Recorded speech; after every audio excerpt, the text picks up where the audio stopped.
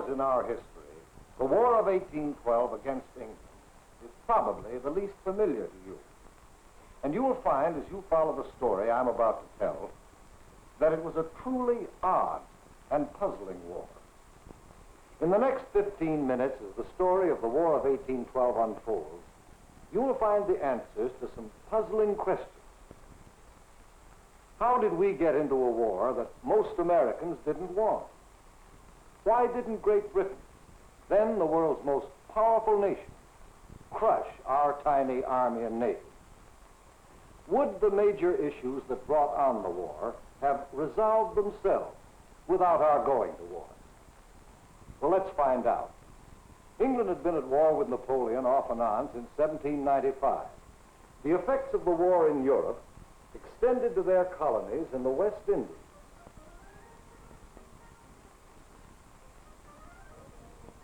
The French West Indian harbors were empty of French sailing vessels because of the British blockade. American merchant seamen were conspicuous along the waterfront, normally frequented only by French crewmen. Neutral American sailing vessels were loaded with French West Indian products. The cargo would be transferred later to larger ships for the voyage to France.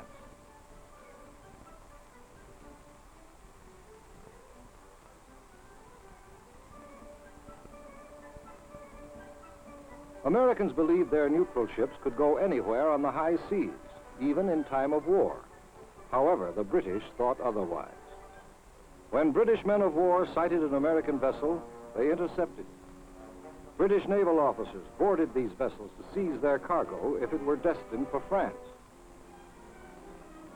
In addition, the American captain, here dressed in the traditional civilian style of the time, was ordered to assemble his crew. Each crewman was commanded to state his name. If he replied with an English accent, it was assumed he was born in England and therefore liable for English military service. Many American-born crewmen were mistakenly seized in this manner.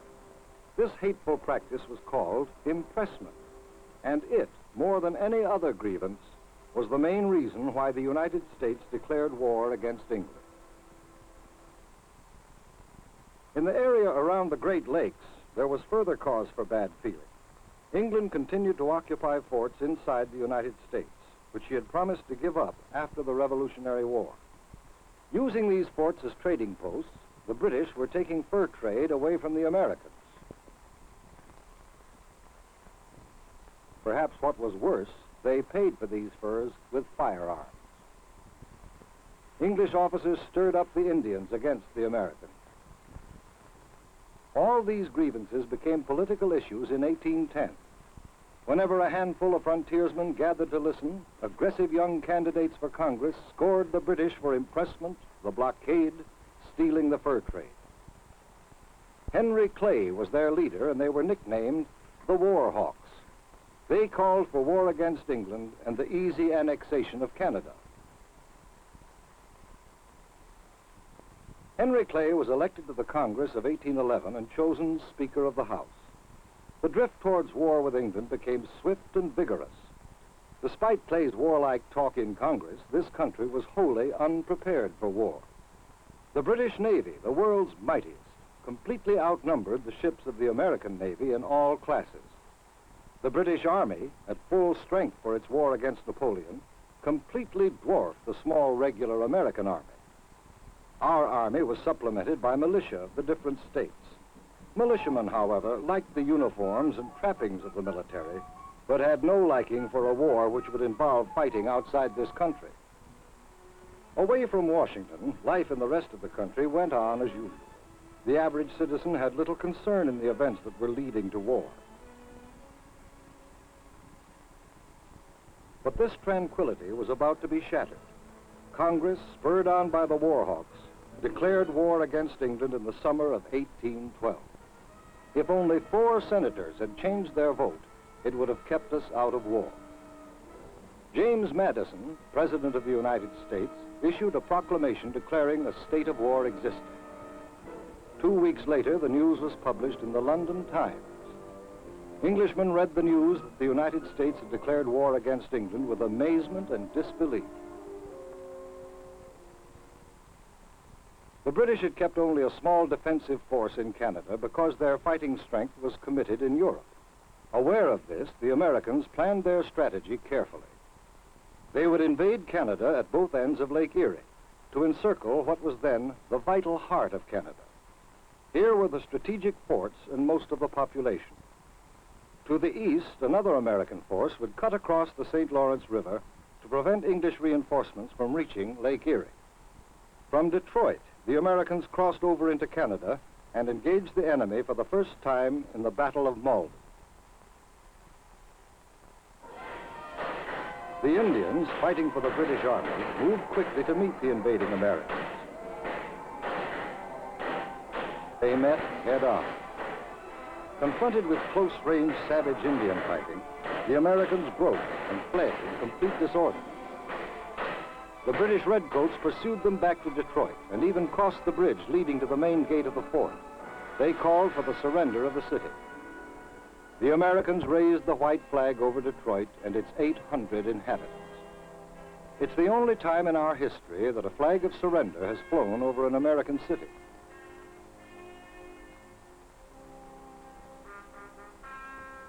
At the other end of Lake Erie, the Americans were content to stay within their own forts and simply watch the enemy across the river.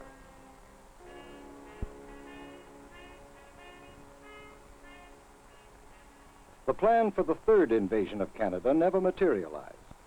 The American force, made up mostly of militiamen, made a token advance north of Plattsburgh. They never reached the Canadian border. They returned to their Plattsburgh barracks. To their way of thinking, an invasion of Canada was just too difficult to even try.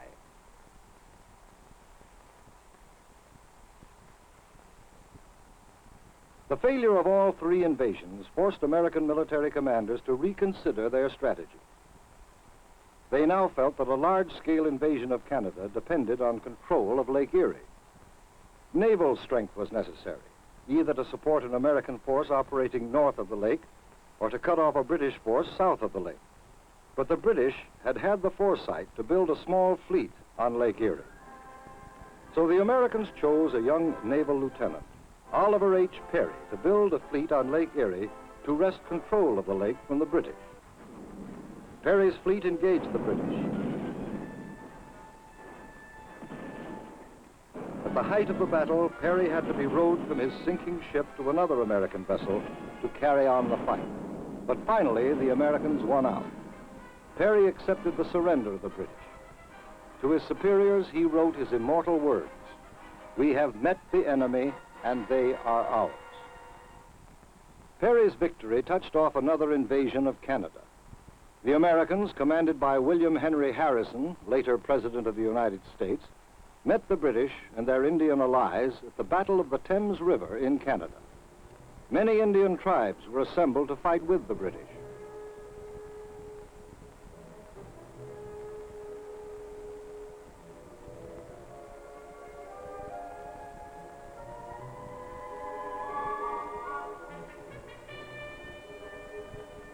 This was possible only because of the personal leadership of one man, the great Shawnee Indian chief, Tecumseh.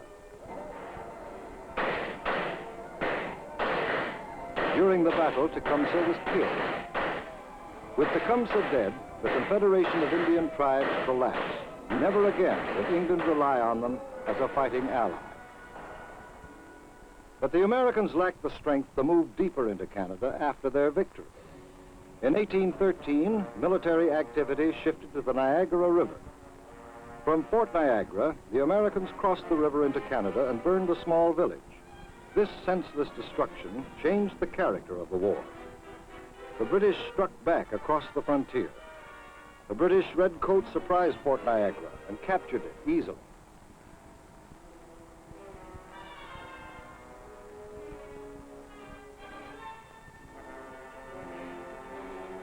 The British immediately put everything to the torch in a 10-mile strip along the American side of the Niagara River in retaliation for Americans burning Canadian towns.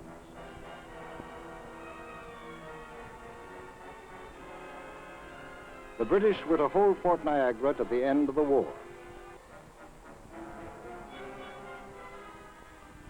However, without greater reinforcements, they could not penetrate deeper into the United States. Between English reinforcements and the United States stood only a few American fighting ships. As fast as possible, ships of war, such as the mighty Constitution, were readied for action. Her great yard arms and masts carried tremendous sails that gave her speed.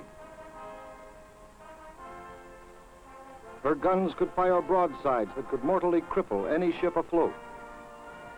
Soon after the war started, the USS Constitution engaged an English warship.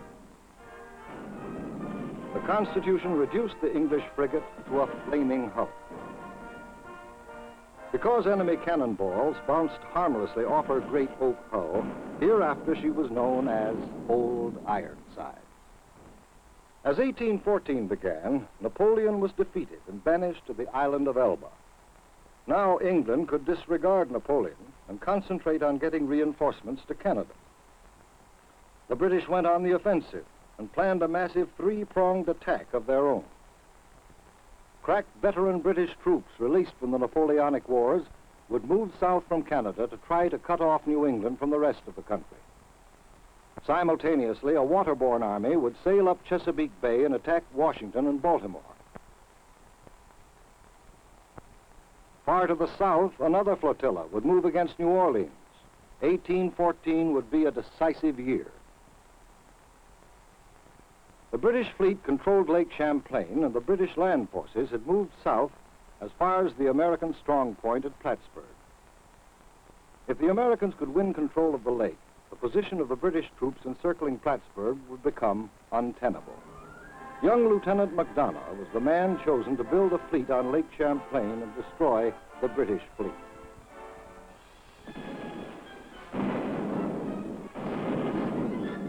He won a complete victory. In the Chesapeake Bay area, it was a different story. A small British force occupied Washington against little opposition, burned the White House, and then moved on towards Baltimore. But at Baltimore, the Americans were on the alert, ready to defend the city at all costs. In vain did the British try to take Baltimore.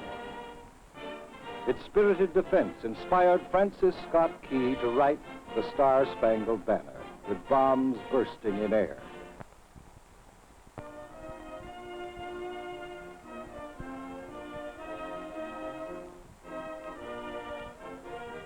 By the dawn's early light, the flag was still there. The other British seaborne army, which had sailed from the West Indies, approached New Orleans. Between the British Army and the city of New Orleans, the Americans held a very, very strong position behind a canal. The British had to attack the Americans head-on. The motley American army, commanded by General Andrew Jackson, threw the British back and inflicted terrible losses. Celebrations heralded the great victory. Ironically enough, the British had signed a treaty of peace at Ghent, Belgium, before the Battle of New Orleans was fought. The British realized that they could never conquer the United States.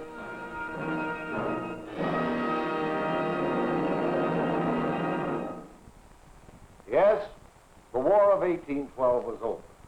And now perhaps we better understand how we got into the war and why England was unable to defeat us. But did the war accomplish anything worthwhile? The basic grievances that led the United States into war with England, blockade, a neutral country's rights, impressment, were all really side effects of England's life and death struggle with France. Now actually, with England's defeat of Napoleon, these issues disappeared by themselves. So we can say that they probably would have disappeared without our going to war against England.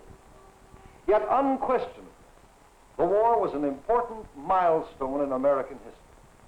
Basically, it allowed us to complete our independence, to settle for once and for all the question of whether or not, appearances notwithstanding, we were actually a colony of Great Britain in fact, if not in name. Out of the war emerged a new nation, confident, proud, united. The United States had earned the right to take its place in the family of nations as a truly sovereign state. The future of the young republic was assured. And that goal was worth fighting for.